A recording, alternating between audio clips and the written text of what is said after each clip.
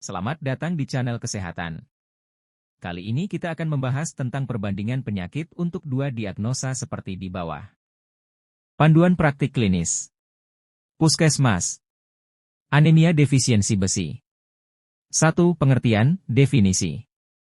Anemia secara fungsional didefinisikan sebagai penurunan jumlah massa eritrosit sehingga tidak dapat memenuhi fungsinya untuk membawa oksigen dalam jumlah cukup ke jaringan perifer. 2. Anamnesis. Pasien datang ke dokter dengan keluhan lemah, lesu, letih, lelah, penglihatan berkunang-kunang, pusing, telinga berdengung, penurunan konsentrasi dan sesak napas. Pada ibu hamil juga dengan keluhan yang sama. 3. Pemeriksaan fisik. Umum. Pucat dapat terlihat pada konjungtiva, mukosa mulut, telapak tangan, dan jaringan di bawah kuku. Gejala anemia defisiensi besi. Disfagia, atrofi papil lidah, stomatitis angularis, koilonika. 4. Pemeriksaan penunjang. Pemeriksaan darah, hemoglobin, HbO, hematokrit, HT, leukosit, trombosit, jumlah eritrosit, MCV, MCH, MCHC, dan urin rutin. 5. Kriteria diagnosis. Anemia adalah suatu sindrom yang dapat disebabkan oleh penyakit dasar sehingga penting menentukan penyakit dasar yang menyebabkan anemia. Diagnosis ditegakkan berdasarkan anamnesis, pemeriksaan fisik dan hasil pemeriksaan darah dengan kriteria Hamengkubuwono darah kurang dari kadar Hamengkubuwono normal. Nilai rujukan kadar hemoglobin normal menurut WHO. 1. Laki-laki, 13 gdl. 2. Perempuan, 12 gdl. 3. Perempuan hamil, 11 gdl. 6. Diagnosis kerja. Anemia defisiensi besi. 7. Diagnosis banding. 1. Anemia defisiensi vitamin B12. 2. Anemia aplastik. 3. Anemia hemolitik. 4. Anemia pada penyakit. 8. Penata laksanaan. Prinsip penata laksanaan anemia harus berdasarkan diagnosis definitif yang telah ditegakkan. Setelah penegakan diagnosis dapat diberikan sulfas ferrosus 3x 200 mg, 200 mg mengandung 66 mg besi elemental. 9. Edukasi. 1. Memberikan pengertian kepada pasien dan keluarga tentang perjalanan penyakit dan tata laksananya, sehingga meningkatkan kesadaran dan kepatuhan dalam berobat serta meningkatkan kualitas hidup pasien. 2. Pasien diinformasikan mengenai efek samping obat berupa mual, muntah, heartburn, konstipasi, diare, serta kehitaman. 3. Bila terdapat efek samping obat maka segera ke pelayanan kesehatan. 10. Kriteria rujukan. 1. Anemia tanpa gejala dengan kadar Hamengkubuwono 8 gdl. 2. Anemia dengan gejala tanpa melihat kadar Hamengkubuwono segera dirujuk. 3. Anemia berat indikasi transfusi, Hamengkubuwono 7 gdl. 4.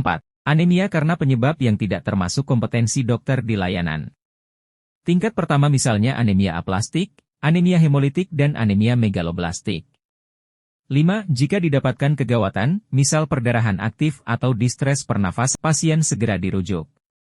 11. Prognosis. Prognosis umumnya dubia et bonum karena sangat tergantung pada penyakit yang mendasarinya.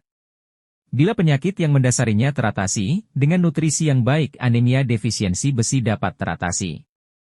12. Referensi. Keputusan Menteri Kesehatan Republik Indonesia Nomor HK-02-02 Menkes 514/2015 tentang panduan praktik klinis bagi dokter di fasilitas pelayanan kesehatan tingkat pertama. Panduan praktik klinis. Puskesmas. Dislipidemia. 1. Pengertian, definisi. Dislipidemia adalah kelainan metabolisme lipid yang ditandai dengan peningkatan maupun penurunan fraksi lipid dalam darah. Beberapa kelainan fraksi lipid yang utama adalah kenaikan kadar kolesterol total, kolesterol LDL, dan atau trigliserida, serta penurunan kolesterol HDL. Dislipidemia merupakan faktor risiko terjadinya aterosklerosis sehingga dapat menyebabkan stroke, penyakit jantung koroner, PJK, peripheral arterial disease, PAD, sindroma koroner akut, SK. 2. Anamnesis. Keluhan. Pada umumnya dislipidemia tidak bergejala dan biasanya ditemukan pada saat pasien melakukan pemeriksaan rutin kesehatan, medical check-up. 3. Pemeriksaan fisik. 1. Pemeriksaan tanda-tanda vital. 2. Pemeriksaan antropometri, lingkar perut dan IMT, indeks tubuh. Cara pengukuran IMT, kilogram M2, BB, kilogram TB2, M. 4. Pemeriksaan penunjang.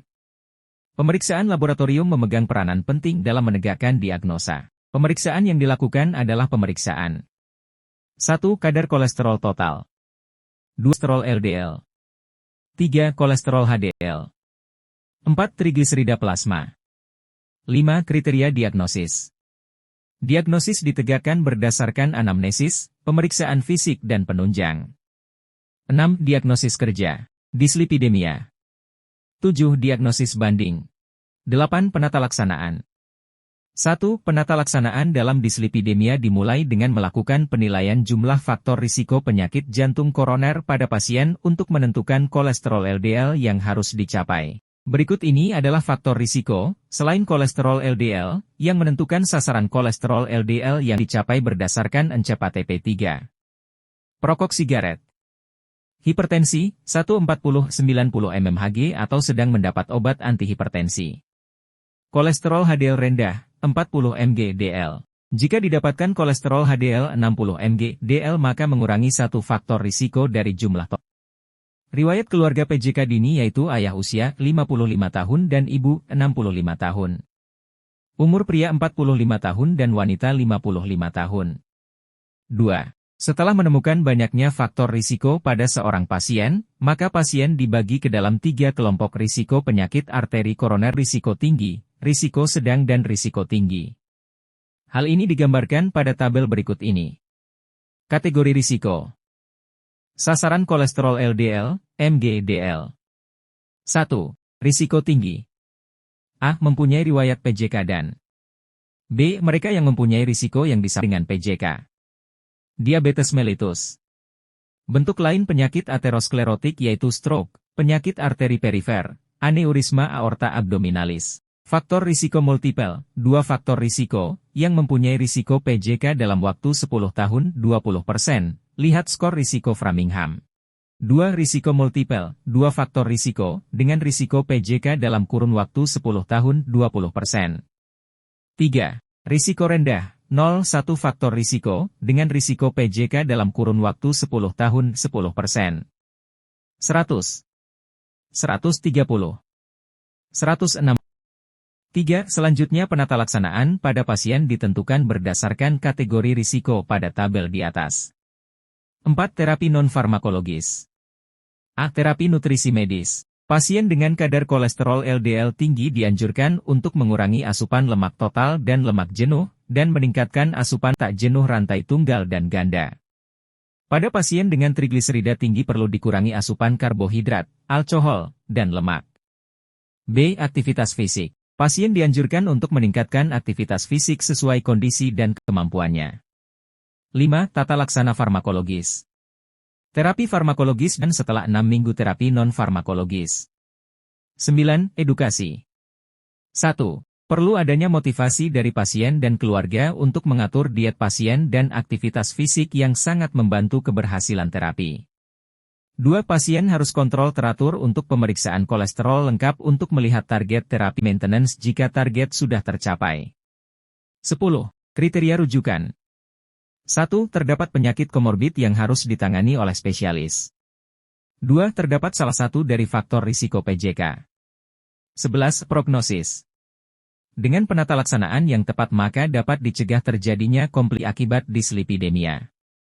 12. Referensi. Keputusan Menteri Kesehatan Republik Indonesia Nomor HK-02-02 Menkes 514/2015 tentang panduan praktik klinis bagi dokter di fasilitas pelayanan kesehatan tingkat pertama.